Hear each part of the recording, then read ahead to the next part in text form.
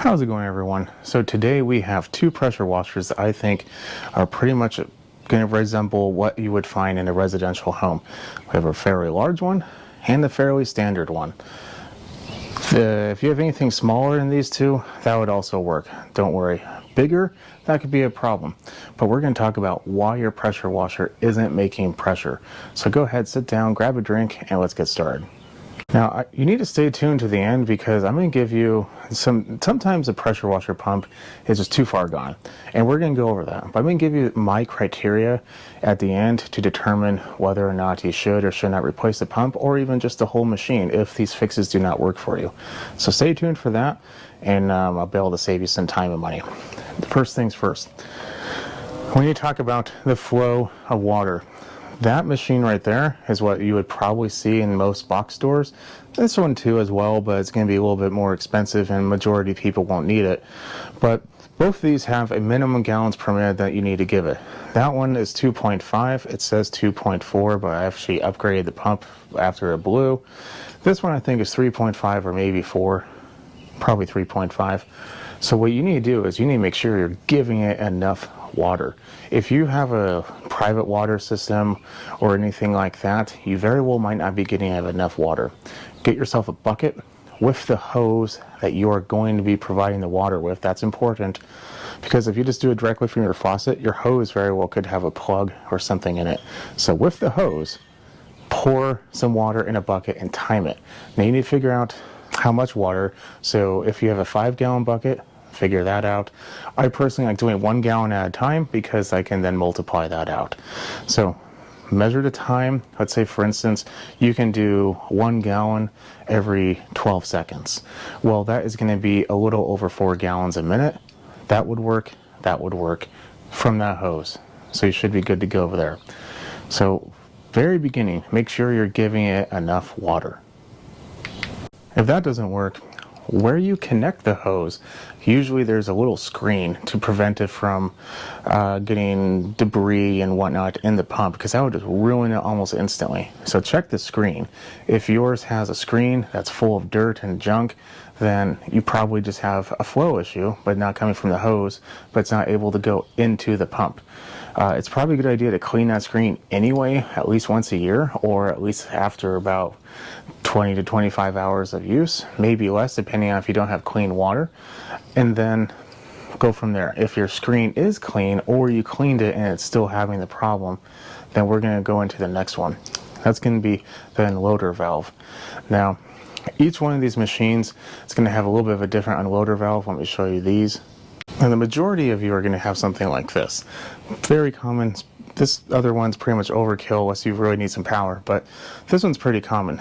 This is a valve that would go on in a pump like this. There's a little part right here. See how it moves? If it's stuck, that could be your problem right there. Now that valve lives on the bottom of the machine. It is underneath the hose right here, covered in a little plastic or rubber cover. To check that, you take the cover off and there's this little U-clamp or just a piece of thick wire that holds it in place. Take a screwdriver, rock it back and forth, take it out, and the whole valve, literally from the silver part out, is what you see, and the brass part is what you don't see. This is stuck in the pump. That's why there's the seals. This very well, once you pull it out, very well could be gunked up. You can clean it. You can replace the seals if you want.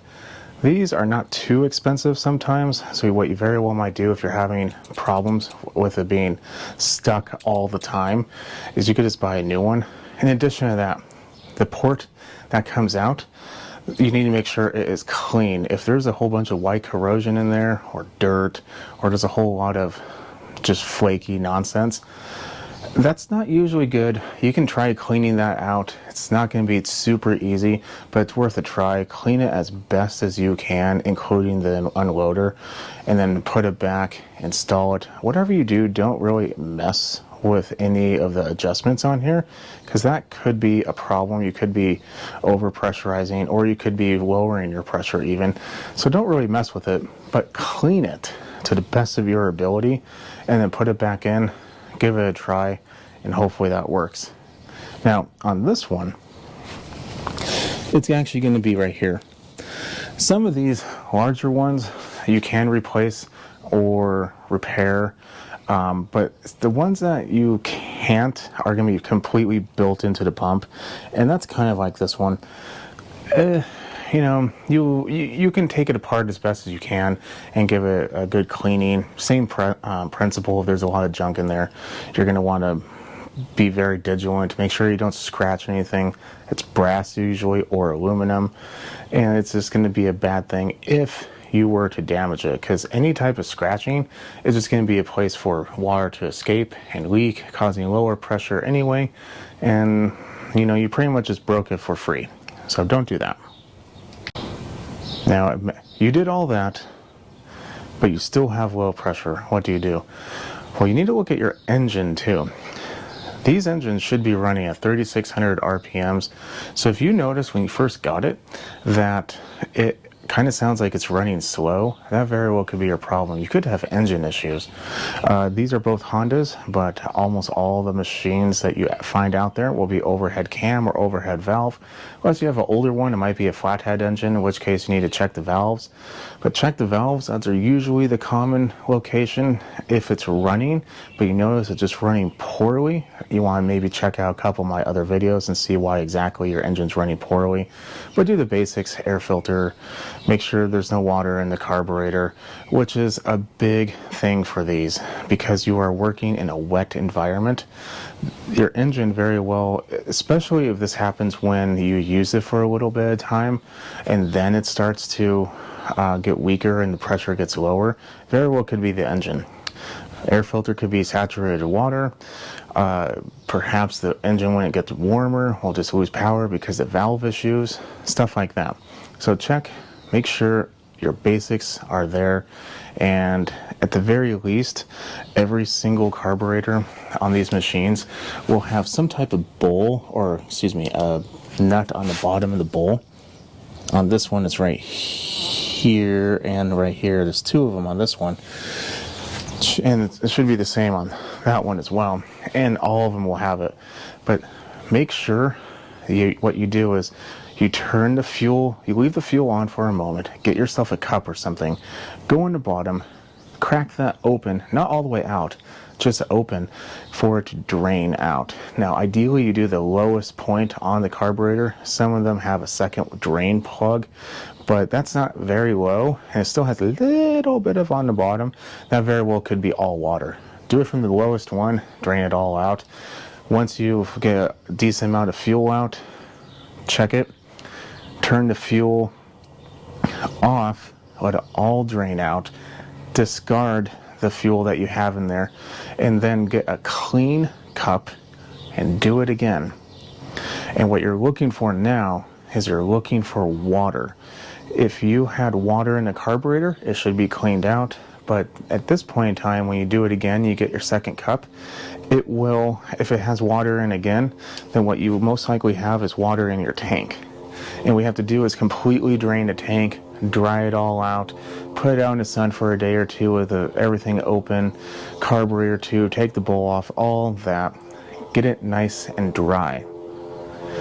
Put it back together, put clean fuel in there, give it a try, see if your pressure comes back. This next part is going to be checking your equipment. If you're leaking anywhere, that's going to be a potential loss of pressure. The only place that isn't super important if it's leaking a little bit is where you put in your hose. If it's leaking like a few drops, that's not a problem. But if it's leaking anywhere else, that's a problem, especially in your gun.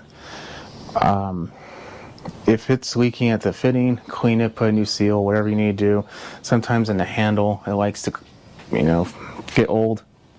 There's seals in there too. Maybe you need to replace them. Maybe you need to replace the whole wand. Don't know. But some places also to really check are your tips. Make sure they're clean, unlike this one. And then go from there. Now, I'm going to stop right here because this is important. You need to pay attention. If you learn one thing from this video, it's this.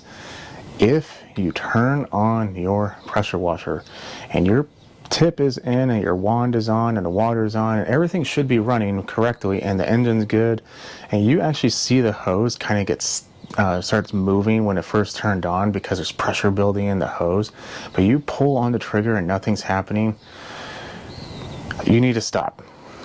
Turn it off, and you need to disconnect the hose from the pump.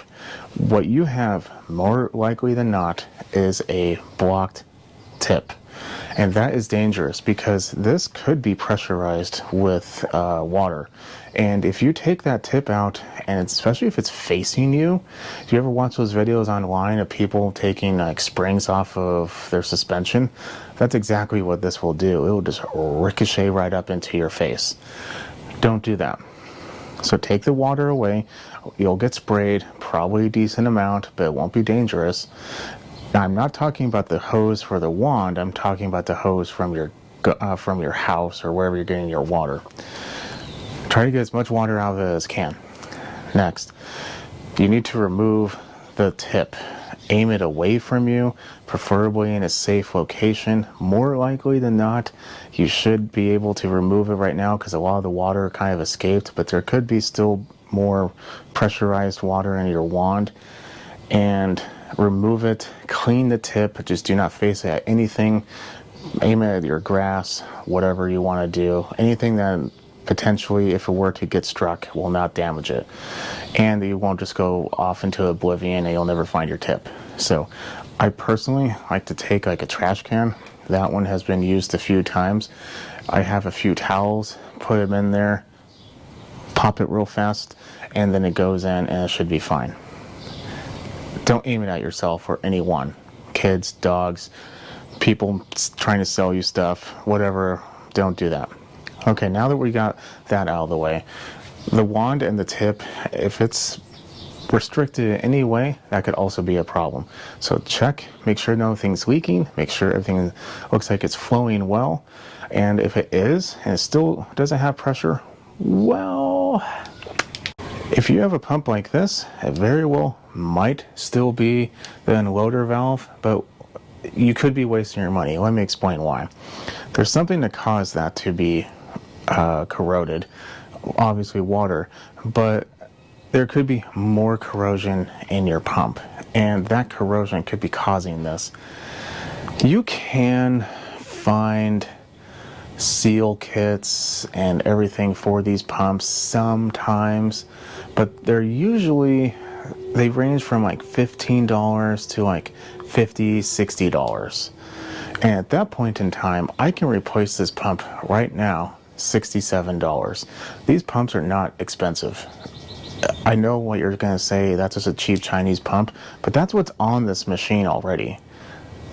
Unless you have, like this one had a Simpson pump on it, but to be honest, unless you want to buy a Simpson pump, which is marginally better quality, then go right ahead. You'll probably spend closer to 110, 120 bucks. But buying a normal one with a pretty good review on the internet will give you just as much performance and reliability, in my experience, unless you don't take care of it. So you really need to weigh your options. Do you want to risk spending the money on an unloader? If it's super corroded, then no, I wouldn't. But if it's corroded or not corroded, and the unloader for whatever reason just got stuck, you might benefit from just buying an unloader, especially if it's stuck and you free it up and then it works again. It will probably eventually stop working again, but you know what the problem is.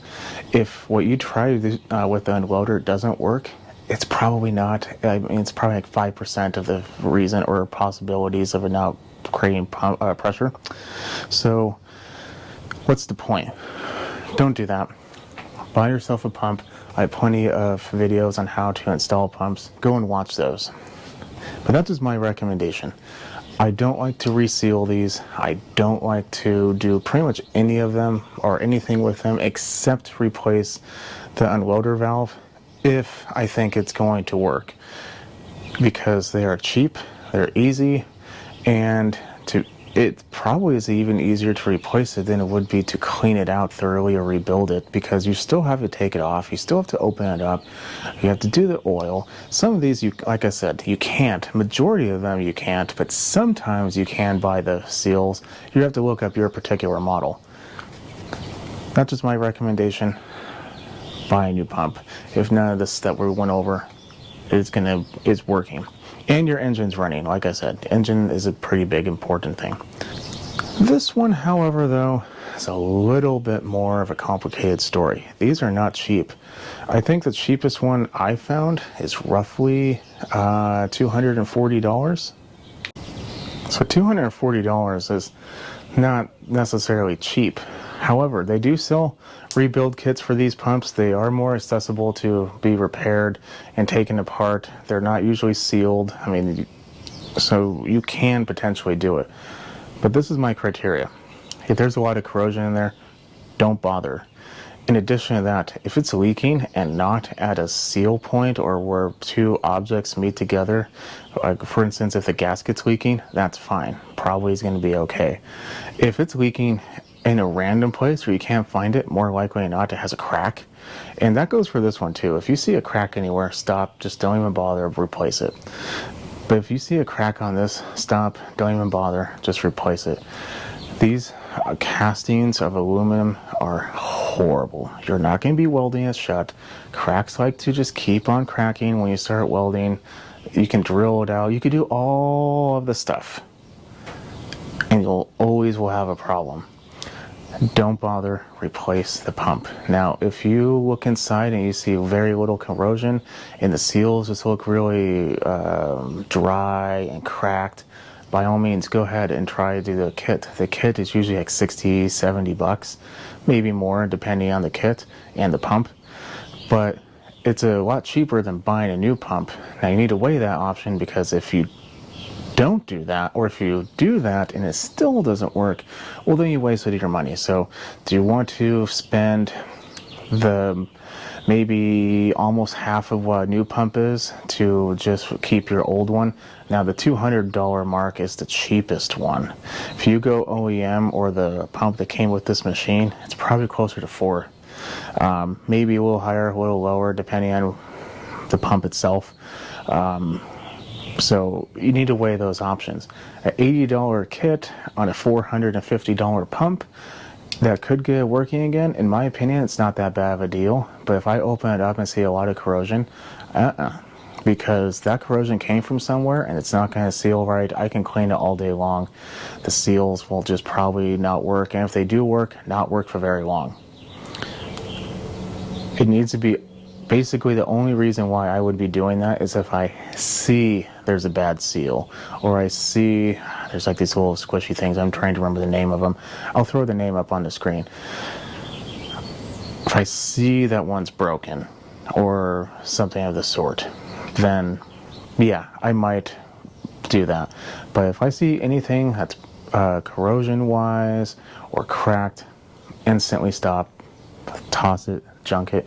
In fact, there's one sitting in my recycling guy bin right now because there's a little tiny crack on the head that caused there to be a fairly significant leak, and it's just not worth it, in my opinion, to even try to repair it, because it would just be too expensive, and I can get a new one for relatively inexpensive in comparison to the repair. So those are the reasons why your pressure washer pump most likely is not creating pressure. If another reason that could be causing it is you could have overheated it, and if you have overheated it, your thermal valve could have tripped, and you very well might need to replace that. You'll know because it will be spewing water out. I'm assuming that you can tell if something's spewing water out, but if you can't, then go ahead and double check that, or if you didn't check it, make sure it's not coming out. It's just the